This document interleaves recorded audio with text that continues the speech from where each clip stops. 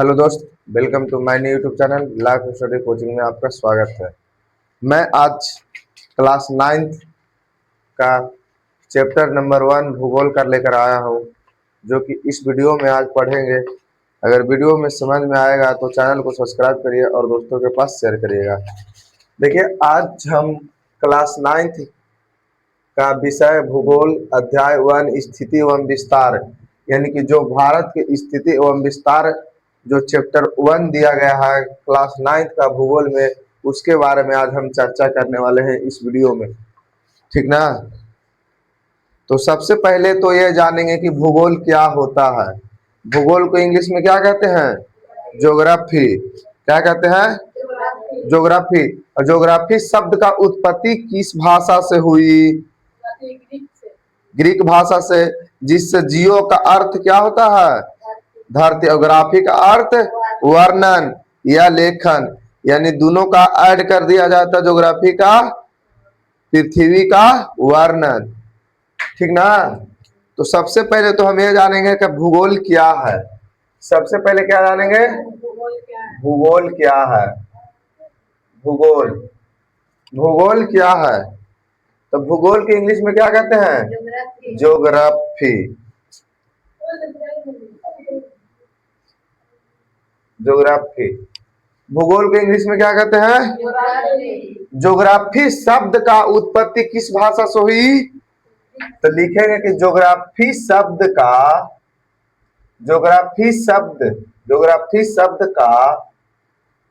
उत्पत्ति ग्रीक भाषा से हुई। यही ना? यानी कि जो भूगोल का उत्पत्ति ग्रीक भाषा से हुई। कोई पूछ देगा कि भूगोल का उत्पत्ति किस भाषा में हुई? ग्रीक भाषा से हुई। किस भाषा से? ग्रीक भाषा से। अब यहाँ पर बताओ, जैसे कि ज्योग्राफी है, ज्योग्राफी में देखो, दो वर्ड से मिलकर बना है, जियो प्लस ग्राफी। जियो प्लस दो वर्ड से मिलकर बना है। जियो का अर्थ क्या होता है? जियो का अर्थ धरती। जियो का अर्थ, और ग्राफी का अर्थ वर्णन या लेखन। लेखन या वर्णन। अगर दोनों को हम ऐड कर देंगे तो पृथ्वी का, धरती का मतलब कोची पृथ्वी होगा। धरती का मतलब पृथ्वी, यानी पृथ्वी धरती है क्या ना? पृथ्वी है तो पृथ्वी के बारे में ना, तो पृथ्वी का वर्णन। पृथ्वी का वर्णन, यानी ज्योग्राफी का अर्थ हुआ कि पृथ्वी का वर्णन। समझ में आया? अब ग्रीक विद्वान एरिस्टोटेनिस ने भूगोल का जनक कहा जाता है। भूगोल को जनक किसको कहा जाता है? फादर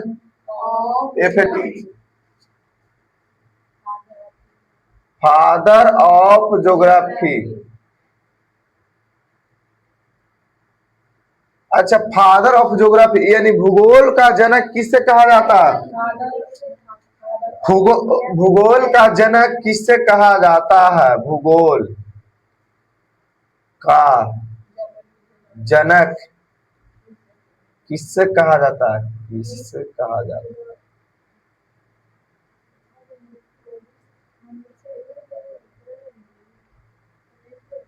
दूसरा पॉइंट ये हो गया, यानी कि फादर ऑफ ज्योग्राफी, भूगोल का जनक किसे कहा जाता है?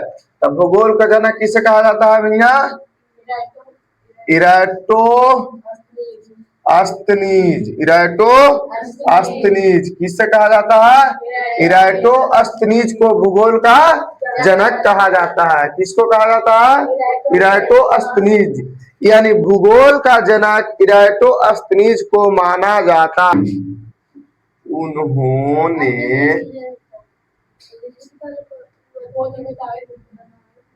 उन्होंने सबसे पहले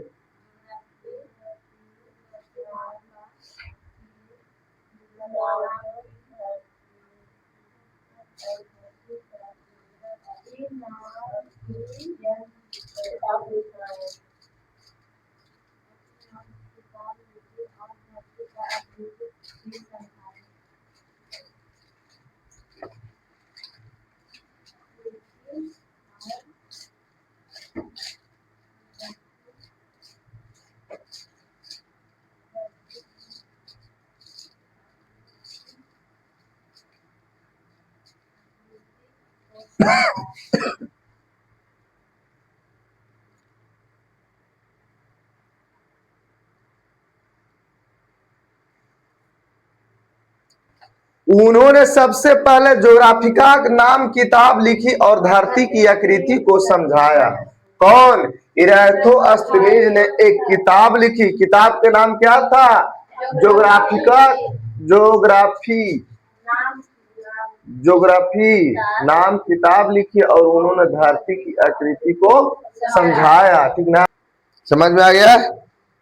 अब यहां से स्टार्ट होता भारत का इंट्रोडक्शन, यानी कि भारत का परिचय। भारत के परिचय, यानी कि भारत किस गोलार्ध में स्थित है भारत का उत्तरी अक्षांश क्या है, देशांतरीय क्या है, पूर्वी देशांतर क्या है, भारत का कुल क्षेत्रफल कितना है, ये सब भारत का इंट्रोडक्शन यहाँ से चालू होता है। ठीक ना, इतना तो समझ में आ गया। भूगोल शब्द का उत्पत्ति ग्रीक भाषा से हुई। भूगोल शब्द का उत्पत्ति कहाँ से हुई? ग्रीक भाषा से हुई। कहाँ से? ग्रीक भाषा से। ज्योग्राफी का अर्थ होता है, ज्योग्राफी का अर्थ होता है, अर्थ का मतलब मैया की ज्योग्राफी दो वर्णों से मिलकर बना है। पहला जियो प्लस ग्राफी। जियो का अर्थ होता है धरती और ग्राफी का अर्थ होता है वर्णन। दोनों को ऐड करेंगे, दोनों को जोड़ेंगे तो पृथ्वी का वर्णन यानी कि धरती का वर्णन हो जाएगा। ठीक ना। अब फादर ऑफ ज्योग्राफी के यानी कि भूगोल का जनक किससे कहा जाता है?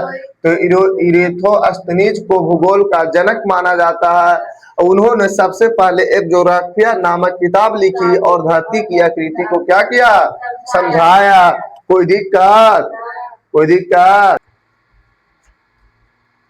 अब भारत का परिचय हम पढ़ेंगे इसमें। ठीक ना, भारत का इंट्रोडक्शन यानी भारत का परिचय, यानी कि भारत का कुल क्षेत्रफल कितना है, तो ये भारत का परिचय तो लिखा गया विश्व के मानचित्र पर भारत की स्थिति उत्तरी गोलार्ध में है। विश्व के मानचित्र पर, विश्व के मानचित्र का मतलब मैप पर, मैप पर जो है विश्व के मानचित्र पर भारत की स्थिति किस गोलार्ध में है? उत्तरी गोलार्ध में। किस गोलार्ध में? उत्तरी गोलार्ध। अच्छा, गोलार्ध किसको कहा जाता है? मान लो कि पृथ्वी है। क्या है? पृथ्वी। पृथ्वी है, ठीक ना। एकरा चार भाग में डिवाइड किया गया है कि ना। देखो, एक दो ऐसे चार भाग में डिवाइड है। इधर कौन सी है? पूर्व, इधर पश्चिम, इधर उत्तर और इधर दक्षिण। मतलब यानी कि चार भाग में नॉर्थ साउथ ईस्ट वेस्ट, यानी कि चार भाग में उत्तर दक्षिण पूर्व पश्चिम, यानी कि दिशा को चार भाग में डिवाइड किया गया है? चार भाग में है ना, उत्तर दक्षिण पूर्व पश्चिम। उसी तरीका से भारत की स्थिति किस गोलार्ध में है? तो उत्तरी गोलार्ध। तो उत्तर ऊपरी वाला भाग ना, तो उत्तर उत्तर इधर इधर पश्चिम के भाग हो गए और उत्तर तो इधर इधर ना है उत्तरी भाग। तो गोलार्ध यहाँ पास यानी कि उत्तरी गोलार्ध यहाँ पास भारत स्थित है। यहाँ पास भारत स्थित है। समझ में आ गया ना चौहदी से? यानी कि विश्व के मानचित्र पर भारत की स्थिति उत्तरी गोलार्ध में 8 मिनट 4 डिग्री उत्तरी अक्षांश से, 8 मिनट 4 डिग्री उत्तरी अक्षांश से लेकर 37 मिनट 6 डिग्री उत्तरी अक्षांश के बीच तथा 68 डिग्री 7 मिनट पूर्वी देशांतर से पूर्व में 97 मिनट 25 डिग्री पूर्वी देशांतर के बीच में स्थित है। कहे के मतलब है मैं यहाँ या बाबू 8 डिग्री 4 मिनट उत्तरी अक्षांश एकरा कुछ बोल रहा है अक्षांश एकरा पर एक रेखा पर अक्षांश पर है ना, ये अक्षांश है एकरा बोला अक्षांश। तो उत्तरी अक्षांश 8 मिनट 4 डिग्री उत्तरी अक्षांश से लेकर के 37 मिनट 6 सेकेंड उत्तरी अक्षांश, यानी कि 8 मिनट से शुरू हुआ है, 8 मिनट से शुरू होता, 8 मिनट 4 सेकेंड से शुरू होता और लेकर 37 मिनट 6 सेकेंड तक उत्तरी अक्षांश के बीच में भारत की स्थिति उत्तरी गोलार्ध में है, तथा 68 डिग्री पूर्वी देशांतर से 68 डिग्री पूर्वी देशांतर से 68 डिग्री 68 मिनट 60 सेकेंड पूर्वी देशांतर से पूरब में 97 डिग्री 25 सेकेंड पूर्वी देशांतर के बीच में अवस्थित है। ठीक ना, कोई दिक्कत ना। वही अब दूसरा, भारत का कुल क्षेत्रफल 32 लाख वर्ग किलोमीटर है, यानी कि भारत का कुल क्षेत्रफल 32,87,263 किलोमीटर है। भारत का कुल क्षेत्रफल कितना मियाँ? भारत का कुल क्षेत्रफल कितना है? 32,87,263 किलोमीटर, यानी कि भारत का जो कुल क्षेत्र है, जो भारत जितना फैला हुआ है कुल क्षेत्र में, वह कितना क्षेत्र में फैला है? तो 32,87,263 किलोमीटर वर्ग में भारत फैला हुआ है। तो वही चीज निकला है कि भारत का कुल क्षेत्रफल 32.8 लाख वर्ग किलोमीटर अप्रोक्स में दे रहे ना, यहाँ पूरा है 32,87,263 किलो वर्ग किलोमीटर, 32,87,263 वर्ग किलोमीटर। ठीक ना। भारत का कुल क्षेत्रफल कितना है?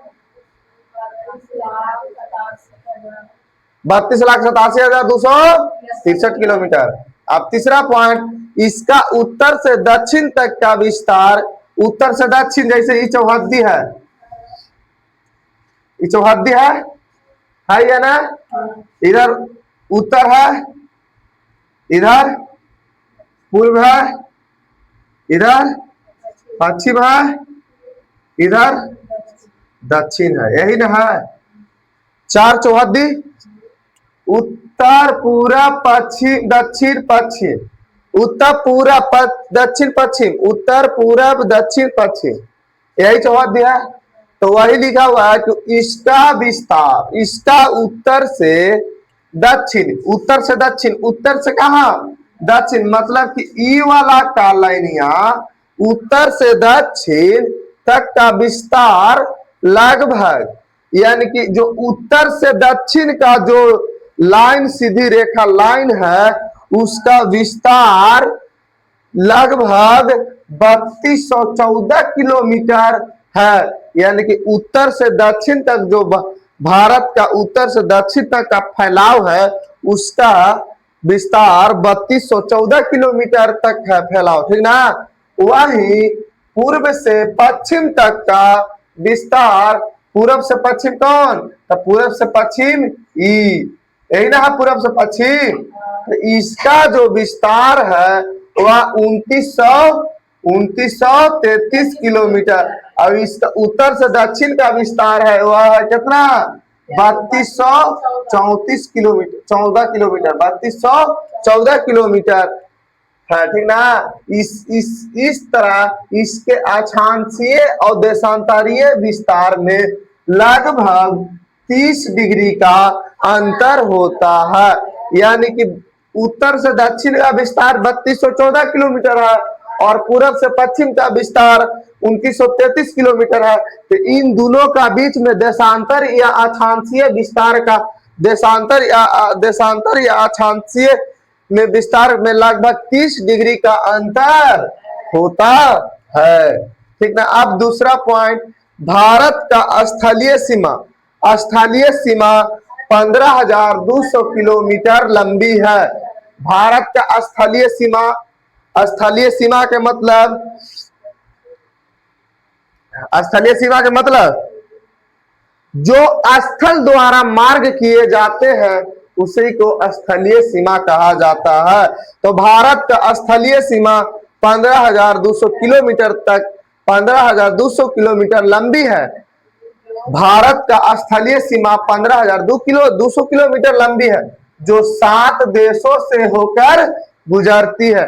भारत का स्थलीय सीमा 15,200 किलोमीटर है, जो 7 देशों से होकर गुजरती है। पहला है पाकिस्तान, दूसरा है चीन, तीसरा है नेपाल, चौथा है भूटान, पांचवा है म्यांमार, छठा बांग्लादेश, सातवां अफगानिस्तान से लगती है। यानी कि भारत के जो स्थलीय सीमा 15,200 किलोमीटर को लगती है, वह 7 देशों से लगती है। कितना देश से? 7 देशों से लगती है। पहला पाकिस्तान, दूसरा चीन, तीसरा नेपाल, चौथा भूटान, पांचवा म्यांमार, छठा बांग्लादेश, सातवां अफगानिस्तान। ठीक ना। यानी कि भारत का स्थलीय सीमा की लंबाई कितनी है? 15,200 किलोमीटर लंबी है, और वह कितना देशों से लगती है? 7 देशों से लगती है। कोई दिक्कत? किसी प्रकार के कोई दिक्कत ना। अब आ जाओ, भारत की तटीय सीमा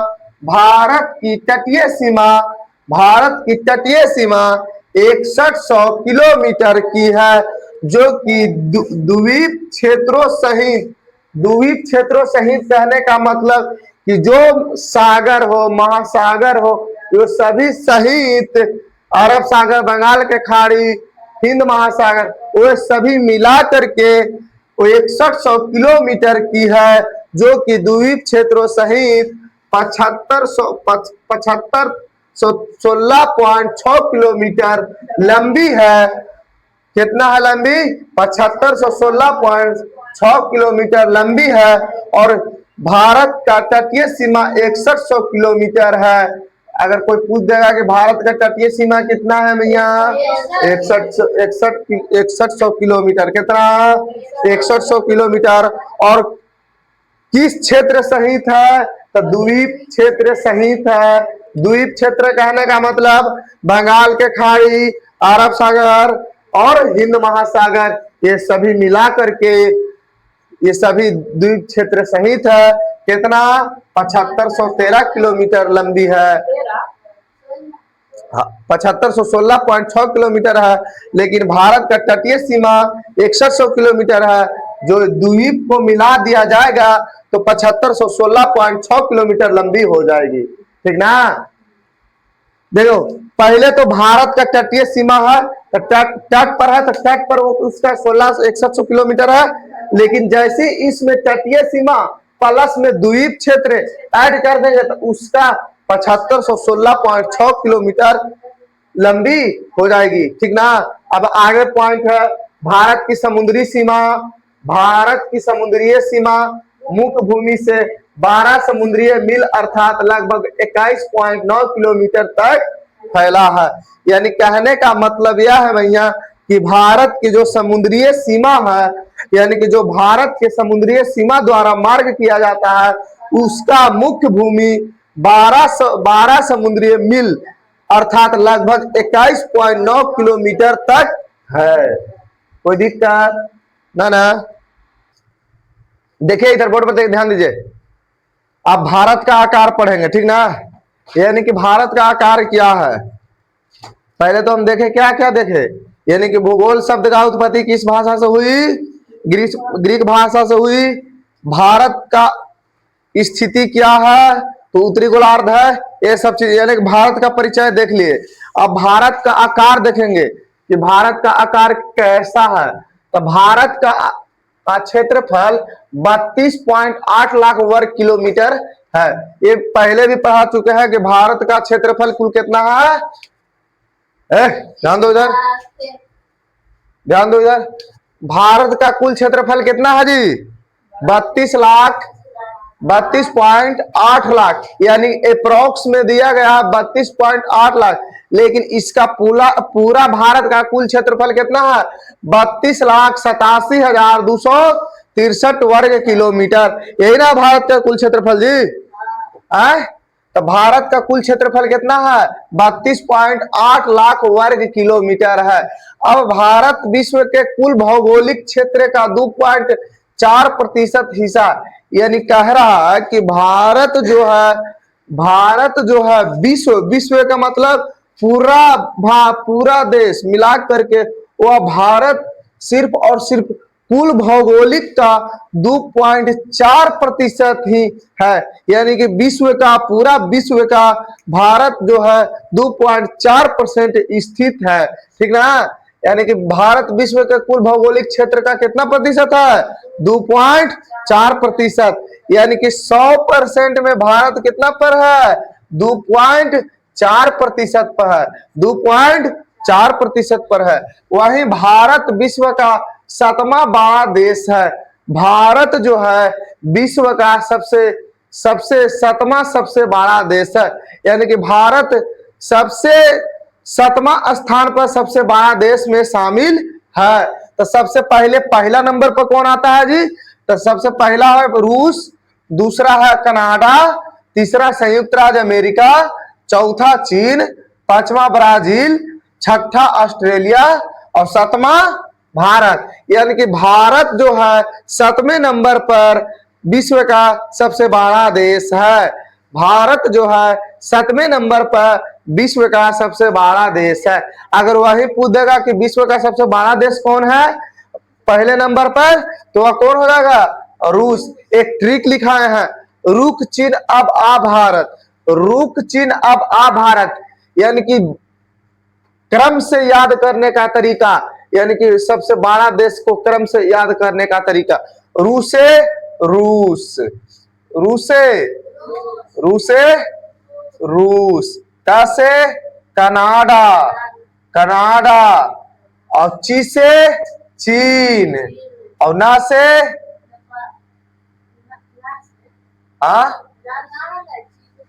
रुक चीन, ची से चीन,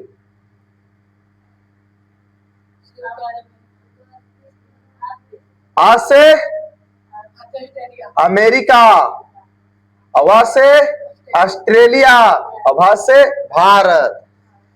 यानी कि रुक चीन अब आ भारत, रूसे रूसे रूस, का से कनाडा, ची से चीन, आ से अमेरिका यानी कि संयुक्त राज्य अमेरिका, अवा से ऑस्ट्रेलिया, अबा से ब्राजील, बात छूट गया नहीं अपनी, बा से ब्राजील, अभा से भारत। यानी कि ट्रिक से याद कर सकते हैं, रुक चीन अब आ भारत, याद कर सकते हैं ना। अब दूसरा पॉइंट, प्रायद्वीप किससे कहते हैं? भारत एक प्रायद्वीप है, भारत एक प्रायद्वीप है, भारत एक प्रायद्वीप है। तो प्रायद्वीप किससे कहते हैं? प्रायद्वीप वैसा भूभाग जिसका तीनों तरफ समुद्र या जल से घिरा हो और एक तरफ स्थल से घिरा होता है, उससे हम प्रायद्वीप कहते हैं। अगर कोई पूछ देगा कि प्रायद्वीप किससे कहा जाता है? प्रायद्वीप एक ऐसा भूभाग होता है जो तीनों तरफ जल से घिरा होता है और एक तरफ भूभाग से घिरा होता है, उस स्थिति में उससे हम प्रायद्वीप कहते हैं। क्या कहते हैं भैया? प्रायद्वीप कहा जाता है। देखिए प्रायद्वीप के बारे में हम लिखे भी हैं, प्रायद्वीप एक ऐसा भूभाग होता है जो तीन तरफ से पानी या समुद्र या महासागर से घिरा होता है और एक तरफ से जमीन के मुख्य भूमि से जुड़ा होता है, उसे प्रायद्वीप कहा जाता है। कारण प्रायद्वीप का एक ऐसा भूभाग, प्रायद्वीप एक ऐसा भूभाग होता है जो तीनों तरफ जल से घिरा होता है और एक तरफ पानी से